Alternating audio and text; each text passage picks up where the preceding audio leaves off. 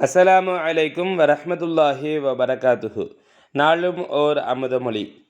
ஒருவர் நன்கு முயன்று கெட்டித்தனமாக படித்தால் வைத்தியர் ஒருவர் ஆகலாம், அல்லது பொறியாளர் ஆகலாம்.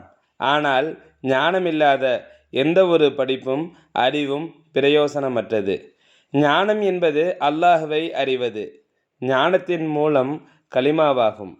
கலிமா என்பது நம்மிலிருந்து பரந்து விரிந்து நிலம், நீர், தாவரம், மரம், மட்டை, வானம், பூமி, அண்ட சராசரங்கள் அனைத்திலும் நீக்கமற நிறைந்துள்ளது. பரிபூரணமாக வியாபித்துள்ளது.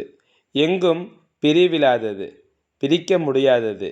எனவே கலிமாவின் உட்கருத்தை உணர்ந்தவர் தாம் காணும் மிருகங்கள், பட்சிகள் அதனின் கலிமாவின் ஒரு பகுதிதான் என்பதனை உணர்ந்து கொள்வர். ஒரு மரத்தில் பல கிளைகள் இருந்தாலும் அவை அனைத்தும் அம்மரத்தின் பகுதிகளே என்பதனையும் உணர்வர். இவை அனைத்தும் ஒன்றிலிருந்து உதயமானவை. அது இது எனும் வேறுபாடு இல்லை. நீ நான் எனும் பிரிவேதும் இல்லை என்பதனையும் உணர்வர். இந்த கூற்றுகளையெல்லாம் நன்கு சிந்தித்தாலே போதுமானது. ஆகவே முரீதுகள் தம்மை எல்லா விஷயங்களிலும் சுத்தமாக்கி கொள்ள வேண்டும். உணவு, நடை, உடை, பாவனைகள், நன்னடத்தைகள், நல்லெண்ணங்கள், நல்ல சிந்தனைகள், நல்ல செயல்கள் என அனைத்திலும் சுத்தமாக இருக்க வேண்டும். சுத்தமாக இருப்பது மிக முக்கியம். அவ்வாறு சுத்தமாக இருந்தால், சுத்தமானவராக வாழ்ந்தால் அல்லாஹ்வை அறியலாம்.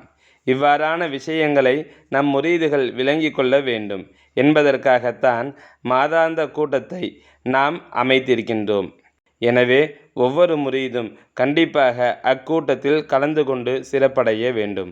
சங்கைமிகு ஷேഖநாயகம் குதுபுஸ்ஸமான் ஷம்சுல் உஜூத் ஜமாலியா அசையீத் ஹலீல் அவுன் மௌலானா அல் ஹசனியுல் ஹுசைனியுல் ஹாஷிமி கத்தஸல்லாஹு சிர்ரஹுல் அலீம் அவர்களின் மனிதா எனும் நூலிலிருந்து.